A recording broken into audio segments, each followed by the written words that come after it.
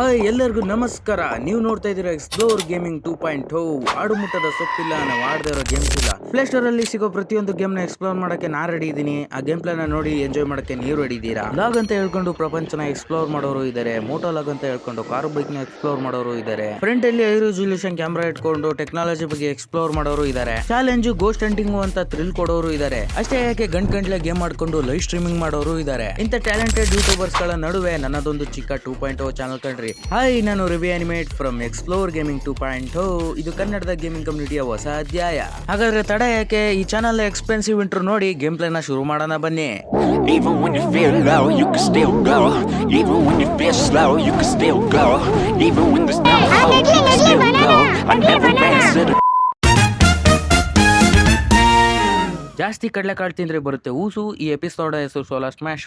Okay, ನನ್ನ ಮೊದಲ game play ನ ತೆಂಗಿನಕಾಯಿ ಹೊಡೆದು ಚಾಲು ಮಾಡಾಯ್ತು. ಒಂದೊಮ್ಮೆ ಯೋಚನೆ ಮಾಡಿ, ಇಡೀ ಪ್ರಪಂಚವನ್ನ ನಾಶ ಮಾಡುವ ಶಕ್ತಿ ನಿಮ್ಮ ಕೈಯಲ್ಲಿ ಬಂದ್ರೆ ನೀವೇನ್ ಮಾಡ್ತೀರಾ ಅಂತ. ಅದೇ ರೀತಿ ಅಡ್ವೆಂಚರಸ್ ಗೇಮ್ ಆದ ಸೋಲಾರ್ ಸ್ಮ್ಯಾಶ್ ನ ಎಕ್ಸ್ಪ್ಲೋರ್ ಮಾಡಲಿದ್ದೇವೆ. ಓಕೆ, ಗೇಮ್ ಪ್ಲೇ ನ ಓಪನ್ ಮಾಡಿದ ತಕ್ಷಣ ಎರಡು ಆಪ್ಷನ್ ಕೊಟ್ಟಿದ್ದಾರೆ. ಒಂದು ಓಕೆ, ಪ್ಲಾನೆಟ್ ನಲ್ಲಿ ನಾವು ಅರ್ತ್ ನ ಸೆಲೆಕ್ಟ್ ಮಾಡಿದೀವಿ. ನಾರ್ತ್ ಅಮೆರಿಕಾಗೆ ಬಾಂಬ್ ಹಾಕೋಣ. ಎಷ್ಟು ಜನ ಸಾಯ್ತಾರೆ ಅಂತ ನೋಡೋಣ. ಓಕೆ, ಅರೌಂಡ್ 45 ಮಿಲಿಯನ್ ಜನ ಸತ್ತೋದ್ರು, ಅಂದ್ರೆ 45 ಲಕ್ಷ ಜನ ಸತ್ತೋದ್ರು. ಸೊ ಇವಾಗ ಪಾಕಿಸ್ತಾನಕ್ಕೆ ಹಾಕೋಣ. सर मोहब्बत दो जगह से चलती है, ऐसे मोहब्बत नहीं चलती. ಓ ಮೈ ಗಾಡ್, ಇಷ್ಟೊಂದು ಪಾಪ್ಯುಲೇಷನ್ ಐತಿ ಅಂತ ನನಗೆ ಗೊತ್ತೇ ಇಲ್ಲ. ಅರೌಂಡ್ 200 ಮಿಲಿಯನ್ ಜನ ಸತ್ತೋದ್ರು. ನಿನ್ನ ಅವಾಗ ಗಂಡಸು ಅಂತ ಅನ್ಕೋತೀವಲ್ಲ ನಾವು, ಅದು ನಾವು ಮಾಡೋ ಮಿಸ್ಟೇಕ್. ಇಂಡಿಯಾನ ಬ್ಲಾಸ್ಟ್ ಆಗೋಯ್ತಲ್ಲ ಗುರು. ಹಂಗಂದ್ರೆ ನಾನು ಹೆಂಗೆ ಬದುಕಿ ನಾನು ಗೇಮ್ ಮಾಡ್ತಾ ಇದ್ದೀನಿ. ನೋಡ್ಬೋದು ಎಷ್ಟು ಡ್ಯಾಮೇಜ್ ಮಾಡಿದೆ ಅಂತ ಭೂಮಿನ.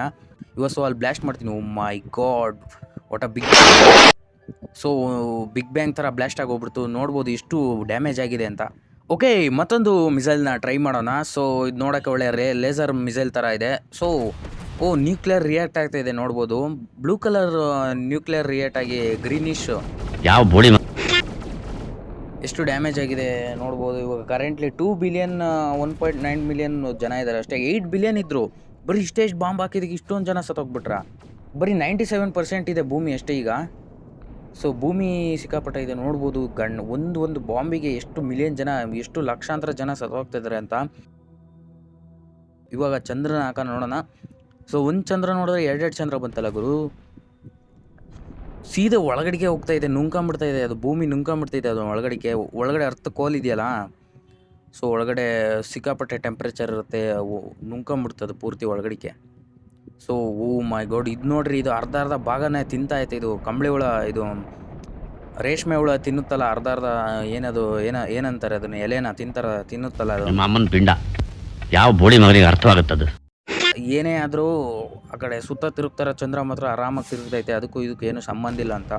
ಓ ಮೈ ಗಾಡ್, ಆಕಾಶದಲ್ಲೇ ನಾನು ಬ್ಲಾಸ್ಟ್ ಮಾಡಿಬಿಟ್ಟೆ ನಾನು. ಸೊ ನಾನು ಭೂಮಿಗೆ ಹೋಗಿ ಬ್ಲಾಸ್ಟ್ ಆಯಿತು ಅಂದ್ಕೊಂಡೆ. ಹೆವಿ ಡ್ಯಾಮೇಜ್ ಆಯ್ತು ಮಾತ್ರ. ಸೊ ಹೆವಿ ಡ್ಯಾಮೇಜ್ ಆಗ್ಬೋದು. ತಡೀರಿ, ಹೋಗ್ಬಿಟ್ಟು ಅಲ್ಲಿ ಬ್ಲಾಸ್ಟ್ ಮಾಡೋಣಂತೆ ಕಚ್ಕೊಂಡ್ಮೇಲೆ.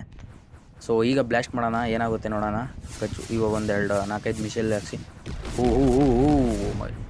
ನಿಮ್ಮ ಅಮ್ಮನ ಪಿಂಡ. ಒಂದೆರಡು ಆಕಾಶದಲ್ಲೇ ಬ್ಲಾಸ್ಟ್ ಆಗೋಯ್ತು. So heavy dangerous. ಸೊ ನಾವೇನಿಲ್ಲ ಅಂದರೂ ಏನು ಸಿಕ್ಕಾಪಟ್ಟೆ 5 ಲಕ್ಷ ಕಿಲೋಮೀಟರ್ ದೂರ ಇದ್ದೀವಿ. ಅಲ್ಲಿಂದ ನಾವು ಬಾಂಬ್ ಆಗ್ತಿರೋದು. ನೋಡ್ಬೋದು ಇಷ್ಟು ಫಾಸ್ಟಿಗೆ ಹೋಗ್ತಾ ಇದೆ ಅಂತ.